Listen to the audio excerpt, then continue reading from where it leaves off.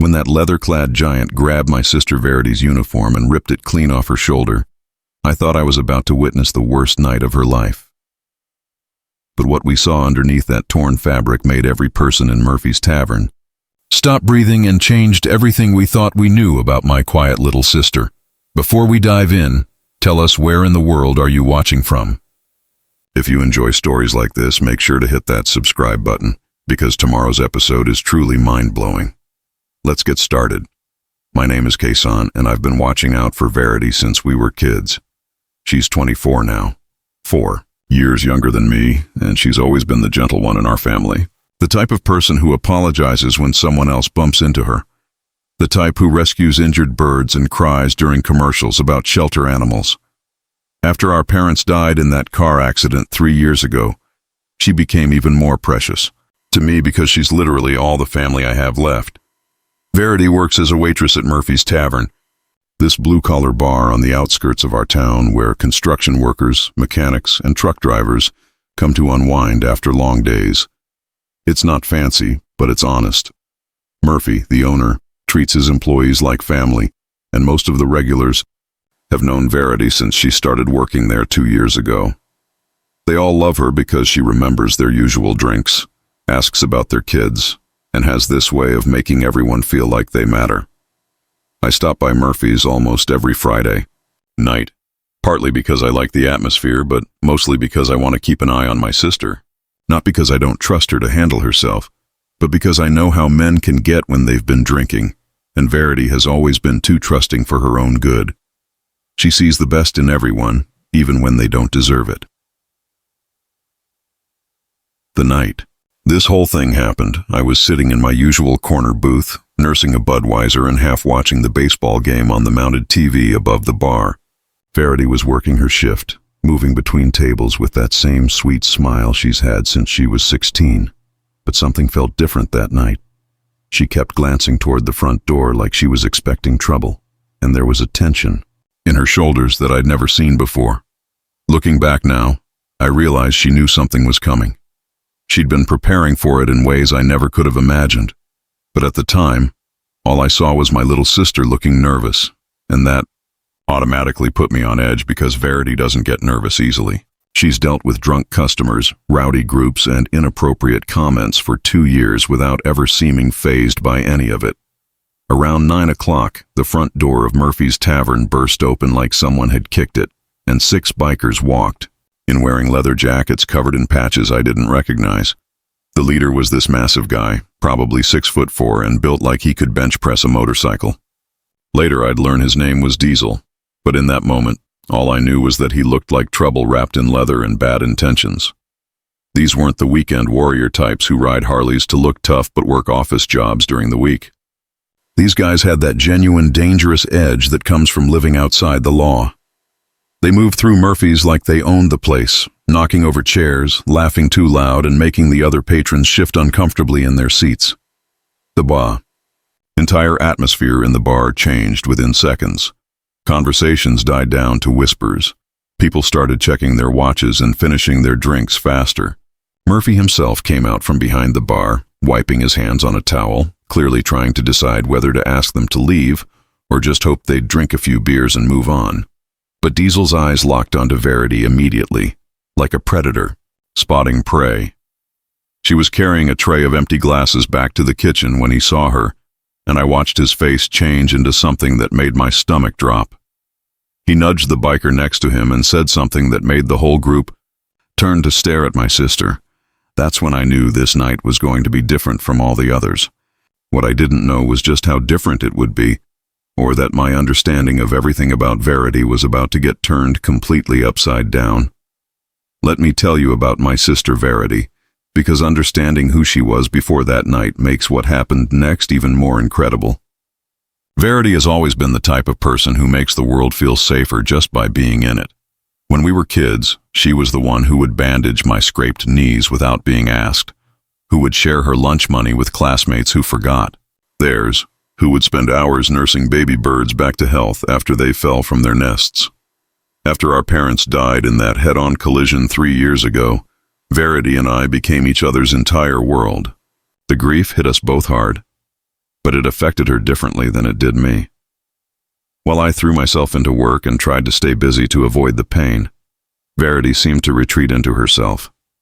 She became even gentler, even more careful with people's feelings, like she was afraid that being too loud or too demanding might somehow cause more loss. She took the job at Murphy's Tavern because she needed the money and because Murphy's wife had been friends with our mom.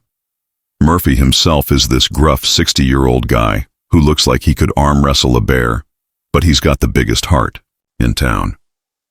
When Verity first applied for the waitressing job, she was so nervous during the interview that she knocked over a salt shaker and spent 5 minutes apologizing for it. Murphy hired her on the spot, partly because he needed help, but mostly because he could see she was someone who needed taking care of. The regulars at Murphy's fell in love with Verity immediately. There's old Pete, who drives truck for the quarry and always orders the same whiskey neat. Verity learned that he likes exactly 3 ice cubes, not 2, not 4, and she's never gotten it wrong once in 2 years. There's Carmen, who works the night shift at the factory and stops by for a beer and burger before heading home to her kids. Verity always remembers to ask about Carmen's daughter's soccer games and her son's struggles with algebra.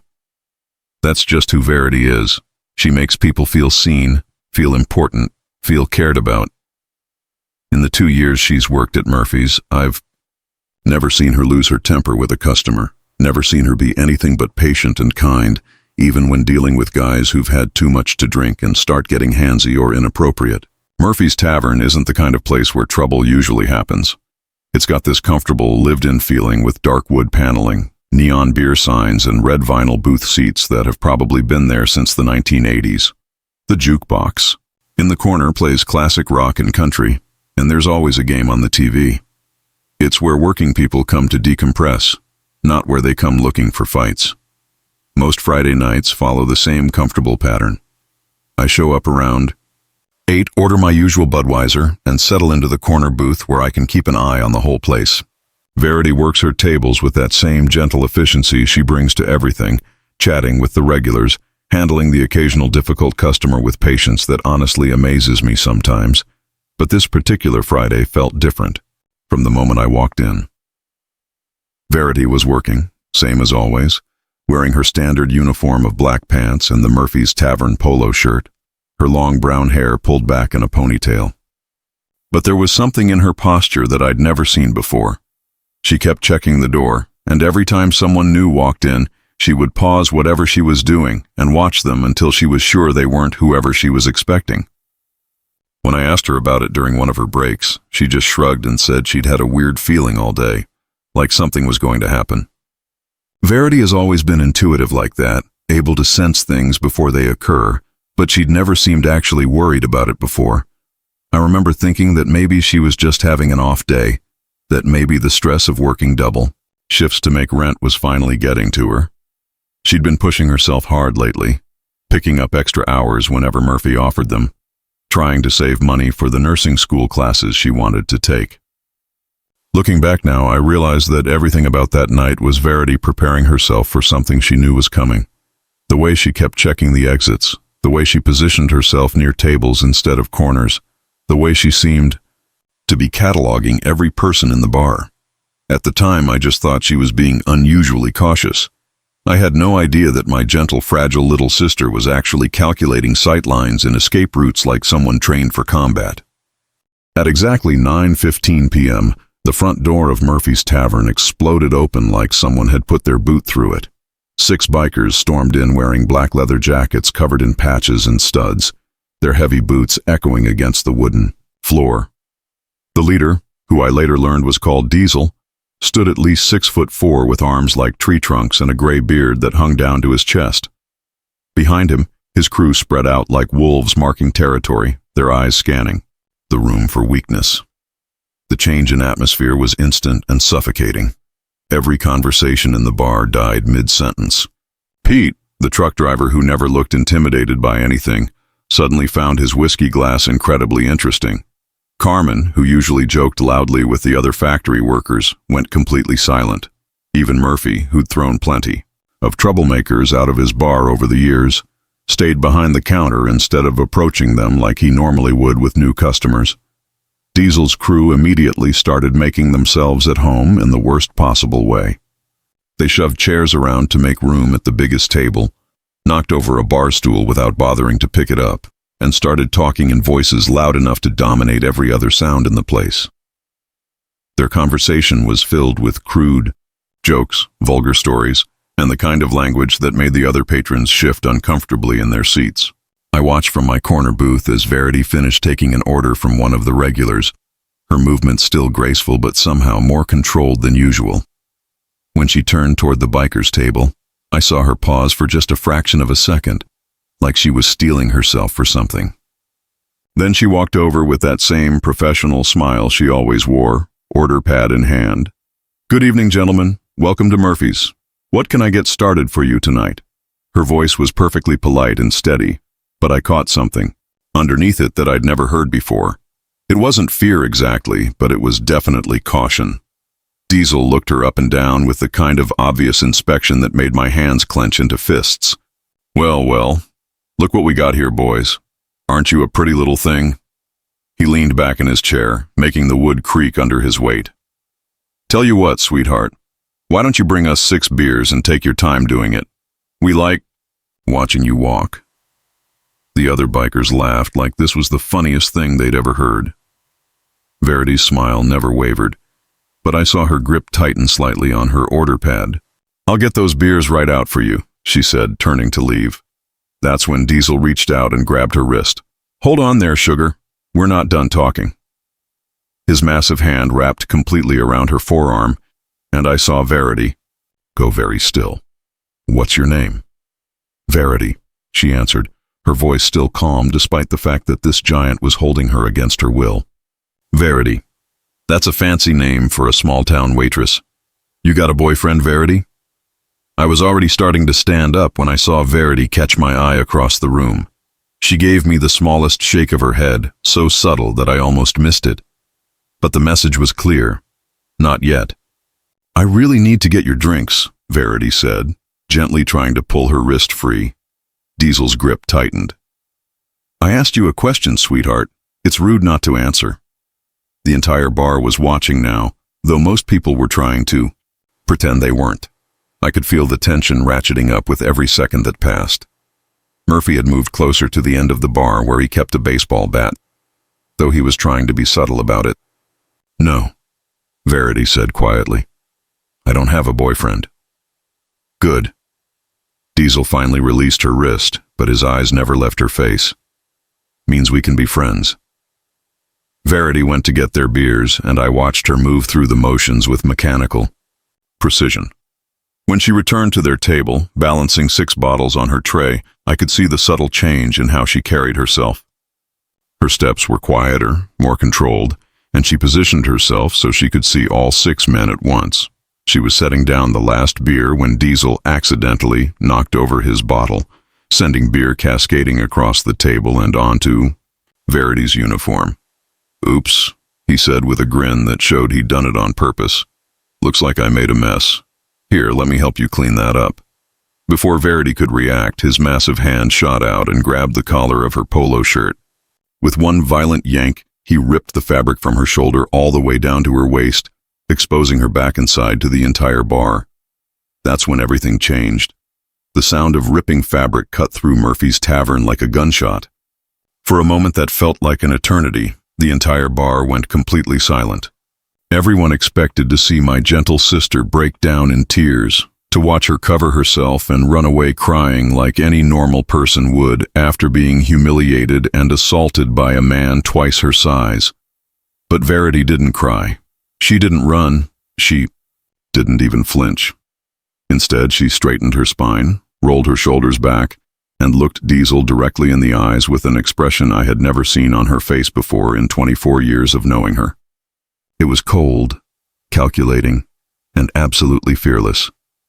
"You just made the biggest mistake of your pathetic life," she said in a voice that didn't sound anything like the sweet, soft-spoken sister I knew. The transformation was so sudden and complete that it stopped me cold. I had been moving toward their table, ready to throw myself into a fight I probably couldn't win, but something about the way Verity spoke made me freeze in place. There was steel in her voice, authority that seemed to come from somewhere deep and dangerous. Diesel laughed, but it sounded forced now. What's a little waitress going to do about it? Verity didn't answer him. Instead, she calmly reached up and pulled the torn pieces of her uniform shirt away from her body, letting the ripped fabric fall to the floor. What she revealed underneath made every single person in that bar take an involuntary step backward. Her entire back and both arms were covered in tattoos, but these weren't the decorative kind that people get to look cool. These were military. Insignias, unit patches, deployment markers, and symbols that told a story none of us had ever heard before. On her left shoulder blade was the distinctive Ranger tab. Below it, airborne wings. Along her spine, a series of hash marks that I recognized from movies as mission tallies. The most striking tattoo was across her upper back in bold black letters. "These colors don't run," with an American flag rendered in intricate detail beneath it. On her right arm, I could make out what looked like Special Forces insignia mixed with dates that had to be deployment schedules. But it wasn't just the tattoos that transformed her. It was everything.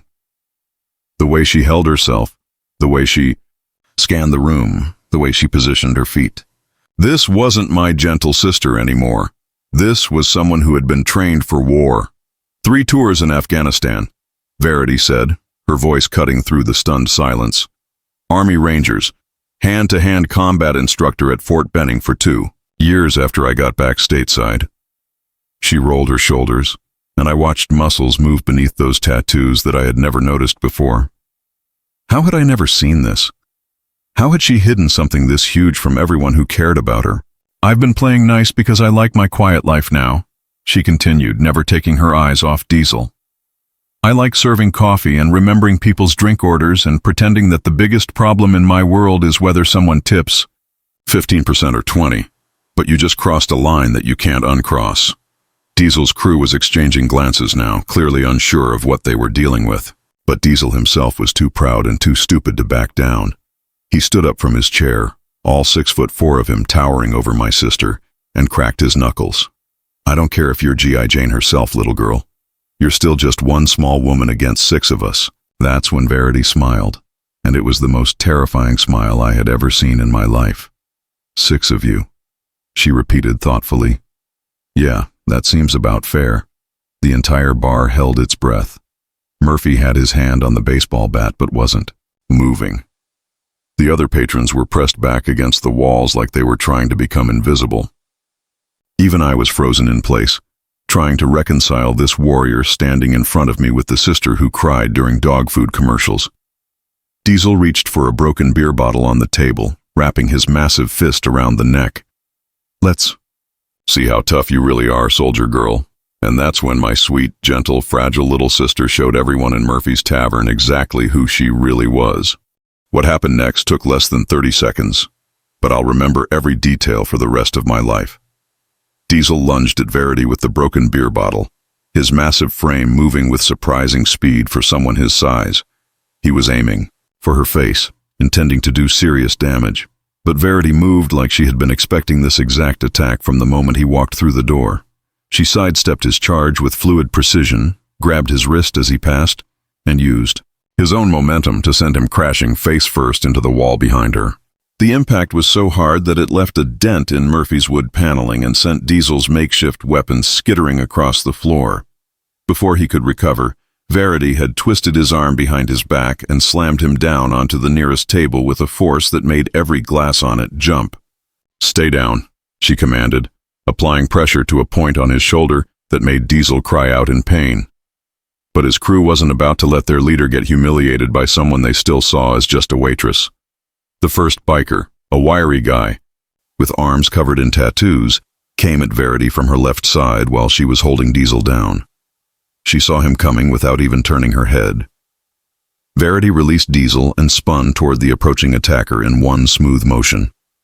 When he threw a punch at her head, she ducked under it, swept his legs out from under him, and drove her elbow into his solar plexus as he fell. He hit the floor, gasping for air, and didn't get back up. The second biker tried to grab her from behind, wrapping his arms around her waist in what he probably thought was a bear hug that would immobilize her. Instead, Verity dropped her weight, drove her elbow back into his ribs, and when he loosened his grip, she grabbed his arm and threw him over her shoulder, using a move that looked like it came straight out of a martial arts demonstration. He landed hard on his back and slid 3 feet across the floor. Diesel was trying to get back to his feet, blood streaming from his broken nose, when Verity turned her attention back to him. She moved toward him with the controlled stride of a predator, and something about her approach made this huge, intimidating man actually back away from her. "I told you to stay down," she said calmly. Instead of listening, Diesel swung a wild haymaker at her head. Verity caught his fist in midair, twisted his arm in a direction arms aren't supposed to go, and drove her knee into his stomach with enough force to double him over. Then she brought her other knee up into his face, and the sound of cartilage breaking echoed through the silent bar. Diesel dropped like a tree, unconscious before he hit the floor. The 3 remaining bikers looked at their fallen leader, then at their 2 companions who were still trying to remember how to breathe, then at Verity, who was standing calmly in the middle of the destruction like she had just finished organizing a bookshelf instead of single-handedly dismantling 6 dangerous men. "Anyone else?" she asked pleasantly. The biggest of the remaining 3, a man with a shaved head and arms like telephone poles, actually took a step backward. "What the hell are you?" Verity picked up her torn shirt from the floor and held it against herself, suddenly looking almost modest again despite the military tattoos covering her arms and back. "I'm someone who really values her peaceful Friday nights." She looked around at the wreckage of overturned chairs, broken glass, and groaning bikers, then back at the 3 men still standing. "Now here's what's going to happen. You're going to pick up your friends, you're going to walk out of here quietly, and you're never going to come back to Murphy's Tavern. If I see any of you in here again, what just happened will seem like a gentle warning." The bald biker helped Diesel to his feet, while the other 2 collected their injured companions. Diesel was conscious but barely, blood still running from his obviously broken nose, and when he looked at Verity, there was genuine fear in his eyes. "We're sorry," he mumbled through split lips. "We didn't know. We won't come back." "No," Verity said quietly. "You won't." They stumbled out of Murphy's Tavern like beaten dogs, and the silence they left behind was deafening. Every person in that bar was staring at my sister like they were seeing her for the first time, which I realized was exactly what we were, all doing.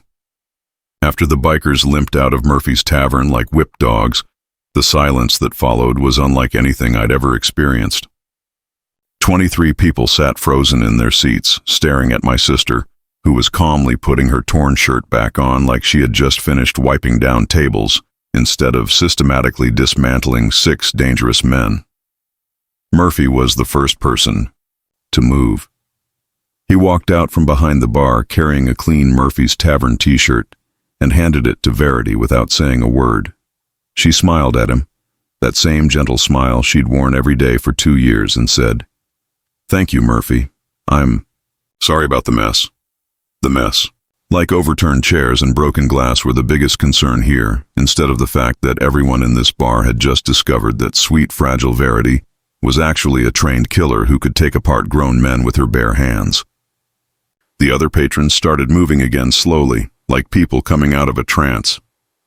Pete, the truck driver, was shaking his head in disbelief. Carmen from the factory was staring at Verity with something that looked like awe, but nobody said anything. What do you say to someone you thought you knew completely, only to find out you didn't know them at all? Murphy called the police, though by the time they arrived, there wasn't much to investigate. The bikers were long gone, and the only evidence of what had happened was some broken furniture and scattered glass. When Officer Rodriguez asked what happened, Murphy just said there had been a minor altercation and that everything was handled.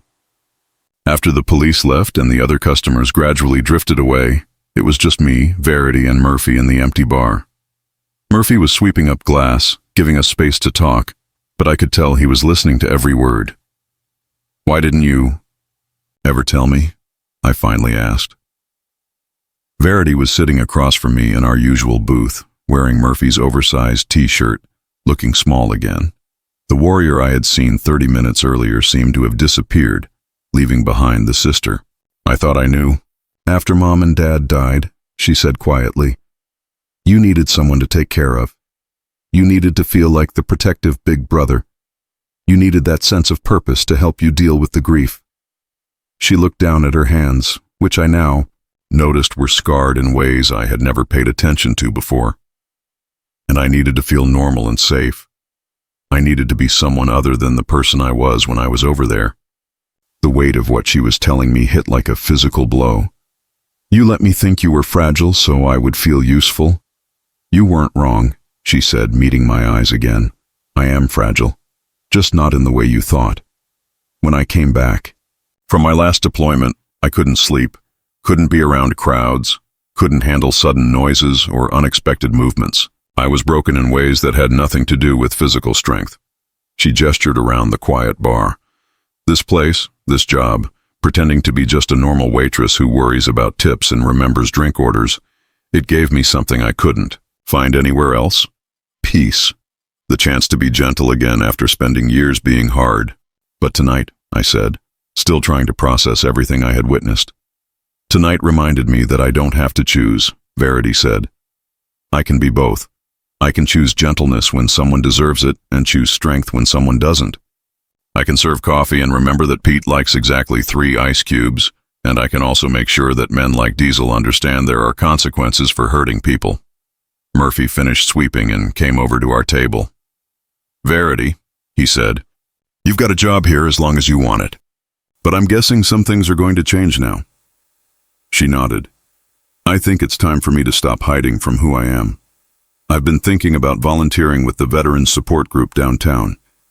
Maybe some of the guys coming back could benefit from knowing that you can find peace after war, that you can choose to be gentle even when you're capable of being dangerous. As we walked to our cars that night, I realized that my protective instincts toward Verity hadn't been wrong, just misdirected.